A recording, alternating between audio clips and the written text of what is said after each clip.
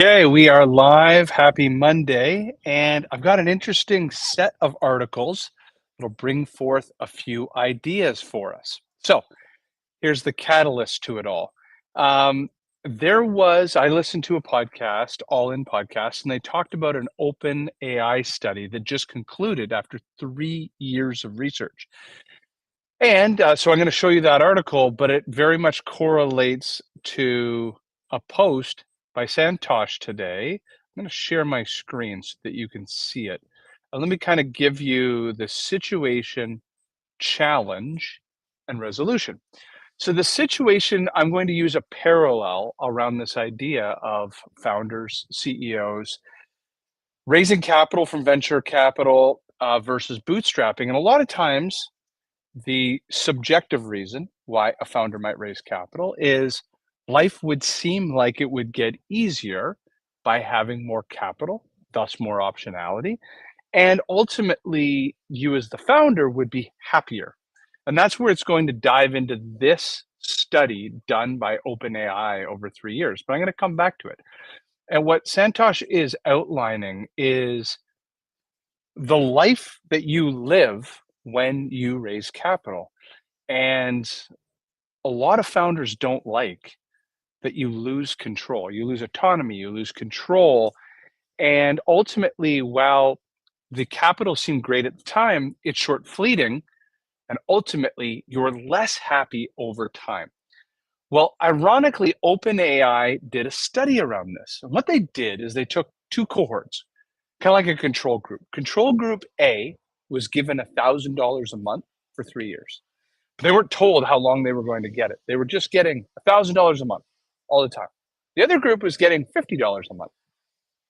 And while there was little nominal changes to Maslow's hierarchy of needs, so the way that people spent money on transportation, rent, and food, there was marginal improvements, a little bit of healthier eating, better transportation, better living standards, of course, with $1,000 a month. Overall, the money became fleeting. So that became the new norm. And everybody reverted back to their mean set of happiness. And so money didn't create any more happiness. And there was some people in the control group that took their $1,000 a month and invested it wisely. But for the most part, that did not happen. This also happens with entrepreneurs. They raise capital, and there's not a great calculus around return on invested capital. And that capital is deployed in non productive assets or in non revenue generating assets. And then years down the road, there's a sense of regret because it's kind of like lose lose. You used up this capital, you have this sense of indebtedness to others, you spent it on non productive assets, and now you've lost some of your autonomy and control. The reason I bring this up, and I'm going to stop sharing now, is I'm a huge believer that there's an option three. There's a door number three. And door number three is what happened to me at Sales for Life. At Sales for Life, we made millions of dollars a year, but we were losing money because we were spending more than we were making because uh, we were not investing in productive assets all the time. And not until I took on mentorship did I learn about things like zero-based budgeting. And using zero-based budgeting, I looked at my biggest operating expenses, which were human beings, productive assets. I then went down a course of learning how to improve my operating leverage, both on the delivery side, so improving gross margins, and on the cost of customer acquisition side. Think of payback periods, lifetime value against cost of customer acquisition. Long of the short, the reason I tell you that there's a door number three is because right now in your sales and marketing team, you are hopefully seeing some channels that are working, some mediums that are working, some campaigns that are working, and your brain says to you, this is the time. We should go raise capital. Why do you raise capital? Because you've done the calculation. The human capital costs to expand will cost you maybe millions of dollars. You don't have millions of dollars. And you're looking and weighing that against time. And you say, I want to raise capital.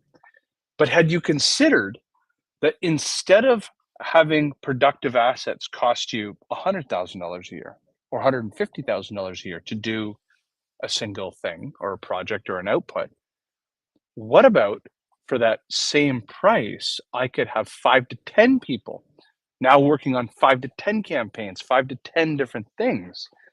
And if I looked more objectively at the fact that there's global talent that could put me in a position to be able to um, run multiple campaigns, multiple projects at the same time, I might not need as much capital.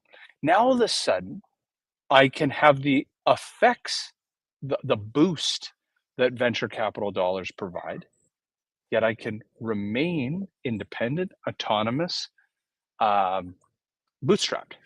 So this is a real opportunity that more and more, of course, my company Get Leverage is now growing a couple customers a week because founders are starting to recognize I want to be profitable. I want to retain ownership. I want autonomy. I want control of my business. But I have to think creatively about how I'm going to scale as if I had the tailwind of venture capital dollars. And that leverage point, that's why it's called operating leverage, is a dial that says for $100,000, I can have one North American doing one major thing.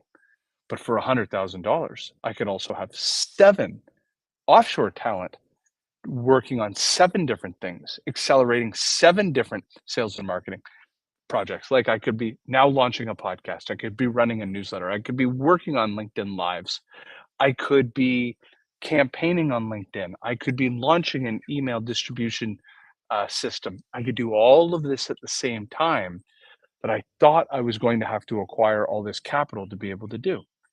That's operating leverage. So if you have projects that have been sitting on a shelf, if you have dreams of doing these 5 or 10 things, but you can't do it today because you don't have the resources, that's why we created Get Leverage. So actually, you can go, no, it's on this side, right here. You could click on that QR code. Happy to talk to you about it. Happy Monday. Hope you enjoyed this live stream. You take